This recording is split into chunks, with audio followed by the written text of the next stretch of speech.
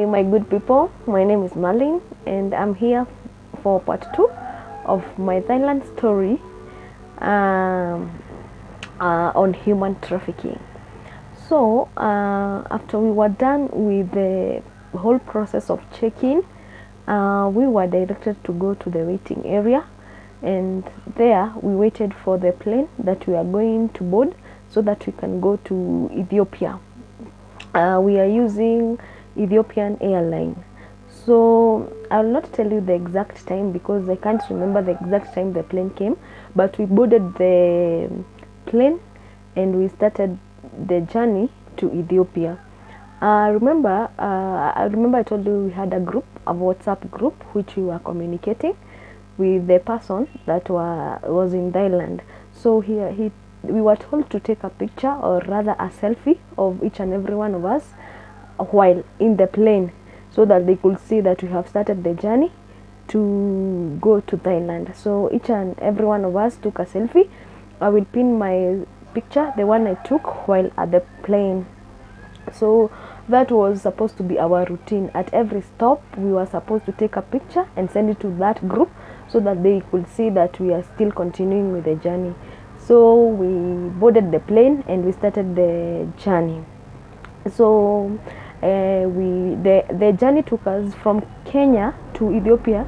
It was about 2 hours 30 minutes.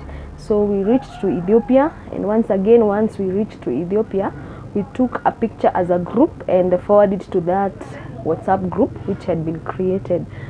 The journey from Nairobi to Ethiopia was short. It was only 2 hours 30 minutes. So we reached early and headed to Bangkok. So we boarded the plane, and once we boarded, the journey was quite long. It was going for 8 hours 40 minutes according to the ticket. So yeah, we knew we were going to be in the air for a long time, but the journey was super exciting. We were able to see the ocean, how we were traveling, so it was nice feeling. And finally we reached in. And once again, when we reached to Bangkok, what we did, we took a picture as a group and we forwarded to the WhatsApp. So as we were coming out of the, you see where you were dropped by the plane, now you are starting to head now to take your luggage. We were met by one man. He had Asian characters. I cannot tell you if he was a Chinese or Thai, but what I remember him, how he identified us, is that he came with a picture and then he showed us this, so we were able to see ourselves and we said yes. And so he told us now we go. He was talking with signs because he could not talk in English. So after that, he told us first of all to, As we were going, he another person which I came to know thereafter was an immigration officer who was there. He came and took us. We went by a group of two, and we went and took our biometrics. I think that is the procedure once you go to a new country, and you have to take your biometrics. A stamp is put on your passport so that now you can be allowed to move and go to your destination in a new country. So that is what we did. Our biometrics were taken and our stamp, we were given a stamp in our passport, and then after we were through, he told us he showed us the way that we were supposed to go. I remember in Kenya we had done something. We had already done some, I don't know, website thing, so that you be approved to stay in Thailand, so that they can know that you are COVID free. That is what I remember we did with a website, so we didn't have to do that again. And as we were going out of the airport, now Bangkok airport, we saw a foreign exchange bureau that was there, and we decided to change the dollars into baht. Now you know you're now in Thailand, you cannot use dollars, so we had to change. So we did that, we changed the money to baht, and now we started the journey to Thailand. We still thought, we didn't know if we were where we were going. We were just being directed by this person, and then also the person who was coordinating the group WhatsApp group, the Kenyan who was known as Wycliffe, was telling us we would ask question, is this the person we're supposed to meet? Yes, he said yes, yes, yes, yes, and that. So we were communicating. He knew in Chinese. So once he talked to this person, then we get the information. So we knew this person, but we didn't know exact place where we were going. So at the airport, we were given a taxi. That taxi was in the model of Noah, the Noah we have in Kenya. I will pin the picture. So that is the kind of car that we took, and we were 7 of us, so we got in, and now we started another journey. As we thought we were just going like for a few hours, or then we reached, but it was a very, very, very long journey. We drove hours and hours and hours. I cannot even tell you how many hours we drove in, because even our phone we had not configured in the time, so we still had the Kenyan time. Then we were very tired, so we did not even think of taking or checking the time. We were very tired because even most of us went we were asleep as we were driving to the place that we were going. So I remember at some point we reached somewhere, we saw KFC and said, hey, we told the driver, please allow us to have something to eat and also excuse ourselves for a bit, then we can continue. So we started the journey again. Then at around midnight, we arrived at PS Mysort Hotel, and I think I remember that time because the hotel we went in, it had a clock. So that is how I knew the time. We knew the time that we reached at this time. So we went to PS Mysort, and that is where we were supposed to spend the night. And I remember we reached there at 12. We were very tired. We were told to give out our luggage, and they were taken through the the lift to the room where we were supposed to sleep. The room was very nice. Hey, we thought we had reached. We started to see our dreams come true. That hotel was big. It was very beautiful. It was very neat. But now the problem, because of the time we reached, they didn't have to offer. They didn't have something to offer us because they told us the shops had already been closed, and they cannot order for us anything. So we just slept in that hotel. So we slept. That was now on Friday. We slept. Then was it on? Yeah, it was on Friday, because we traveled on Thursday. Then by Friday we were at Bangkok. Then Bangkok. No, it was on a Saturday. It was on a Saturday the next day, because that journey took us 3 days. So it was on a Saturday. So on Saturday morning, we had knocks at our door, and we thought it was so early because we had only slept for some few hours. Remember, we had flied all the way like for 8 hours 40 minutes. Then we had drove like the whole day, so we were tired. Then we are hearing now we had just rested for some few minutes. Then we hear doors on our doorstep, so we had to wake up and see what was going on. And when we opened the door, we were met by these two guys who told us that at the lobby we had been waited by our two pickups, double cabins pickup, and they were waiting for us. So in our the pickup that I went inside with, we were 3 girls, and then the driver, and then at the driver's seat there was a seat that was empty, and we started the journey. So this empty seat had been preserved for someone who was supposed to join us. So the first group went, as we were the last group to go. So we were 7. So 3 girls in one cabin, then 3 boys, 1 girl in the other cabin. So the first cabin with the 3 boys, it started the journey, and they started the journey. So we followed them. So you remember we told you we had an empty seat, so we were to pick someone. And when we went to that hotel, it was not as good as the one we were in. This one, it was like, it was not nice. It was not even attractive. It was like a kijiji or a village where it's just built. But yeah, so we went and picked someone there, and this one was a Chinese. She was a female, about 25 24 years old. So we picked her, and she knew a bit of English, so we were trying to ask her, what's your name, where we are going, and she told us she was going for a job. She had been introduced to that job via online, and as we told her, I hope we're also doing the same job. We told her, even as we are from Kenya, we are going to do this and this and this and this. And it was not that long conversation because she could not understand English very well. So at about 1 hour, we reached at a place that had maize plantation. It was a big field. As we thought maybe we were waiting for someone to come so that we can go together. My friend, on reaching that place, the pickup entered into the thick plantation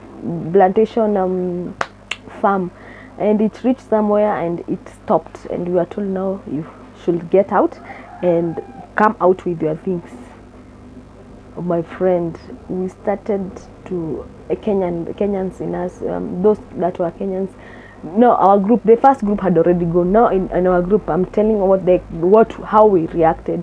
So we reached at the maize plantation. We have been dropped there and we have been told to come with your things. And then they used the translation and told us that someone is coming for us, and the pickup just went and we were left there. Now our heart were raising. I'm telling you, we started to get worried, and we started asking, are we coming to be receptionists in a farm, or what's happening? And we started asking ourselves, yani, we left maize plantation farm in Kenya, we are now coming to do maize plantation in Thailand. Everyone was freaking out because you cannot see any building. When you look around you just see maize plantation. Okay, I call it maize, but I think for them it's corn plantation, and I think something like I can't remember what the name of that plant, but it was all green, and it was like a maize plantation, like it's a rural area. And now we are wondering, what, my God, what are we coming to do here? Are we coming to be farmers? And we have been told we are coming to do receptionist, just as we are trying to figure out where we are coming to. And then but we tried to call, but there was no service.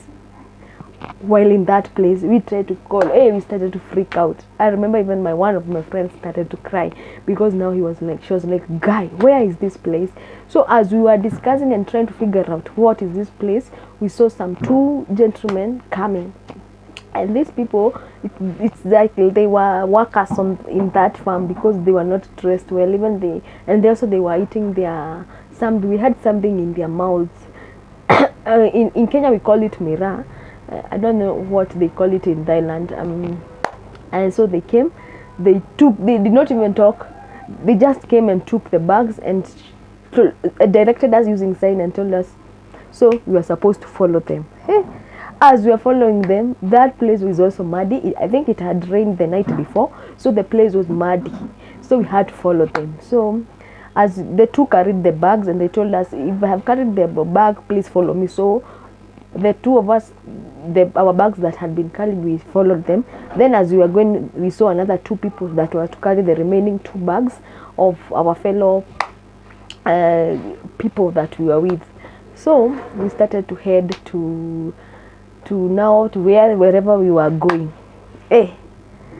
We reached a place that was tippy, so we had like to go down so that we can go to wherever they were directing us. And there down there was a river, so that we were supposed to come down so that we go to that river. Then in that river there was a hatch, or let me say a boat. You see, you know the boats that have been built with wood. Those boats, I can't remember the name, but I'll pin it here.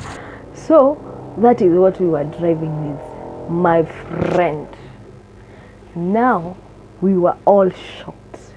Have you ever been shocked? Because now you thought you are coming to be a receptionist in a nice place full of good things, good houses.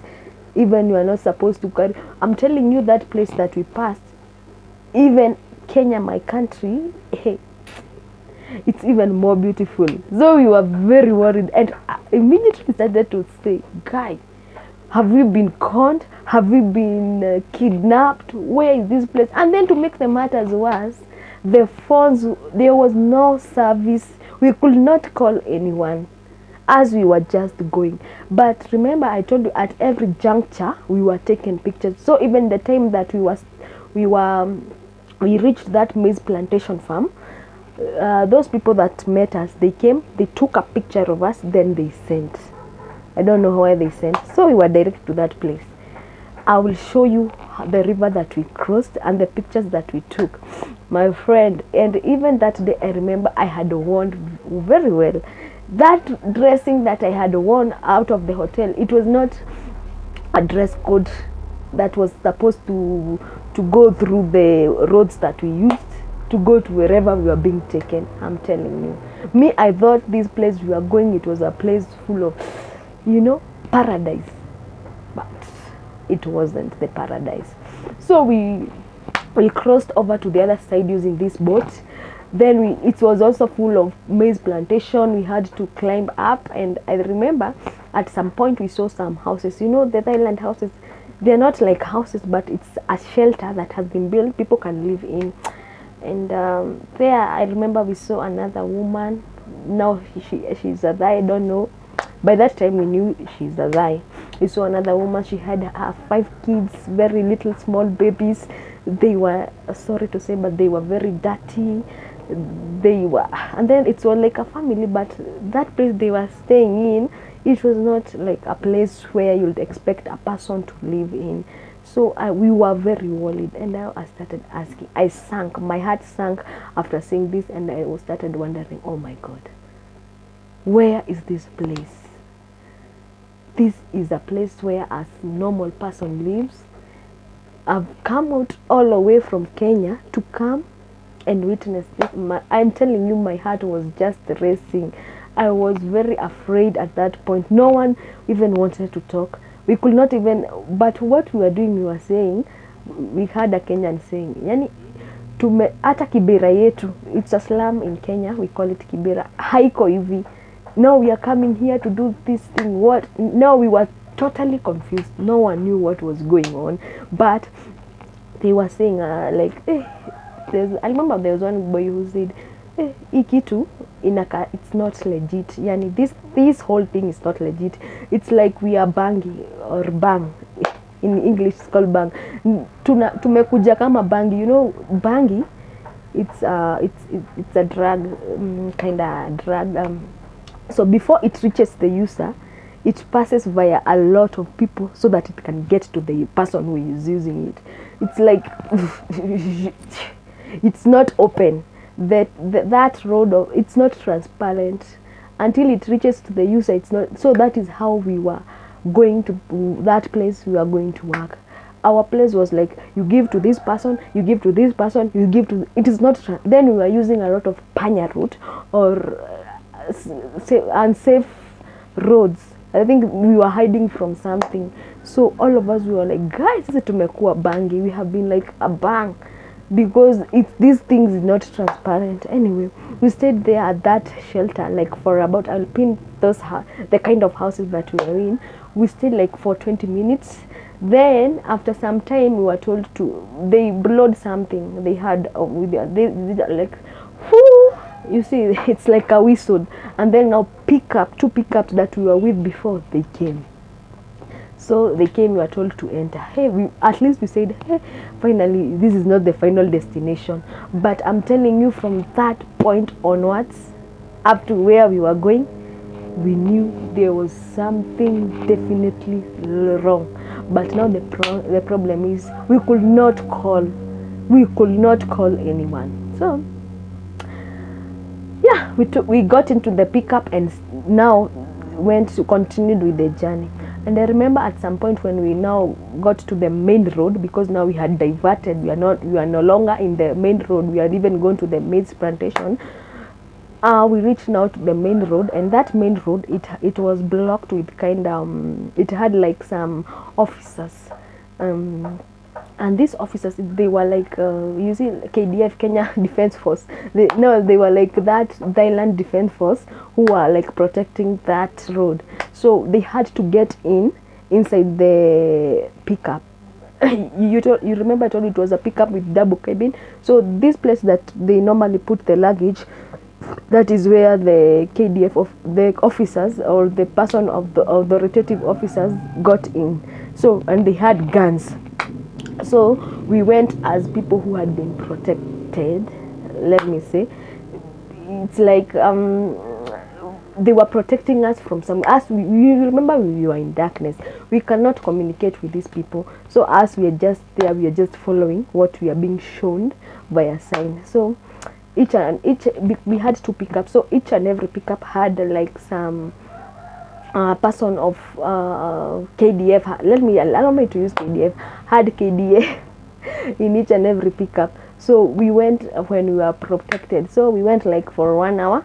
Then we reached somewhere, and now that building, it was a big building which had been protected with people with guns. So hey, now this one we knew, hey, but this place that we are coming to work, it's not a joke. It has a lot of security guards. It is protected. So when we reached there, we took a picture, and that picture, it was taken by those people, not by the officers. It was taken by those officers, and then I don't know what they did. They did their thing. They talked with those people that we have found there, and they talked and they went. So for us, we were told to get inside. Now getting inside that place, I think it was the receiving area, because we could see so many tractors that were ferrying out some vegetables, others were ferrying out some cereals. There were a lot of things, because I remember seeing onions, these big onions, corns, they were being put there. And we tried to take a selfie. I'll pin that picture, but we were told this place is not supposed to be. Photos are prohibited, so we were not supposed to take any picture. Luckily, inside this place, now we could start to communicate.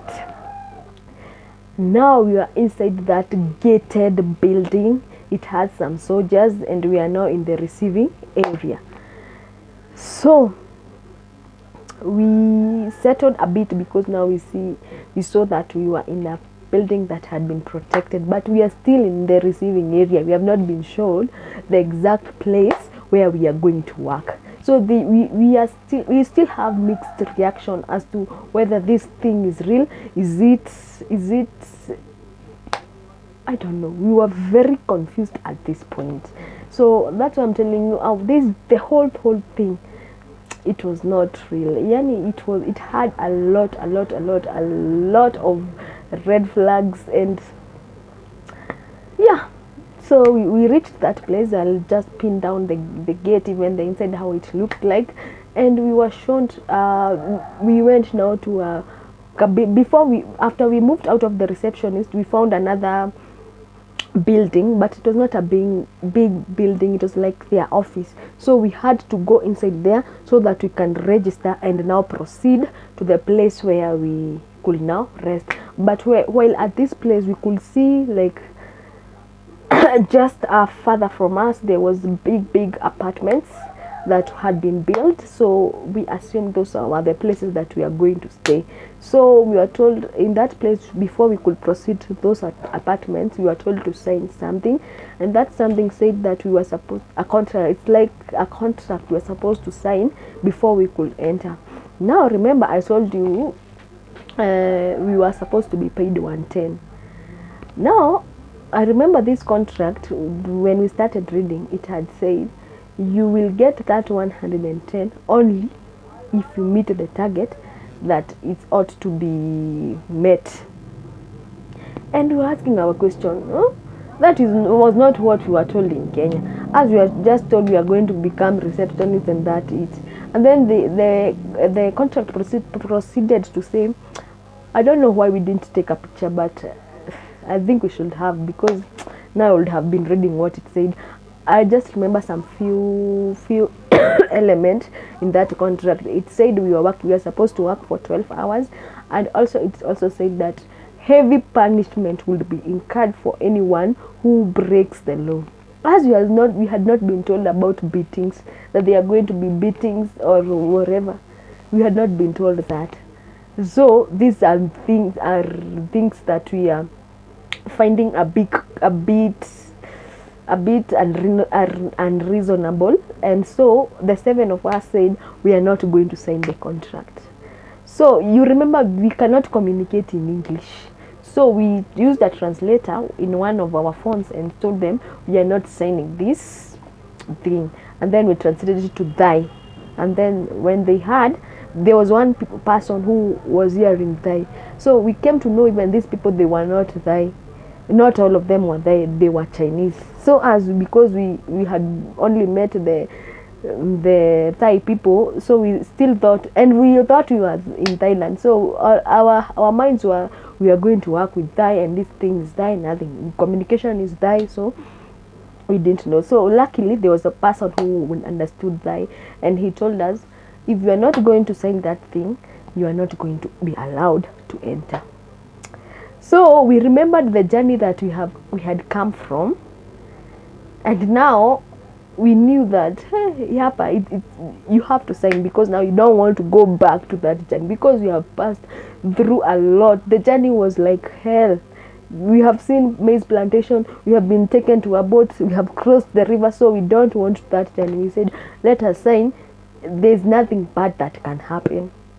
If there was something that could have happened the time we were coming to this place. So we decided to sign the contract.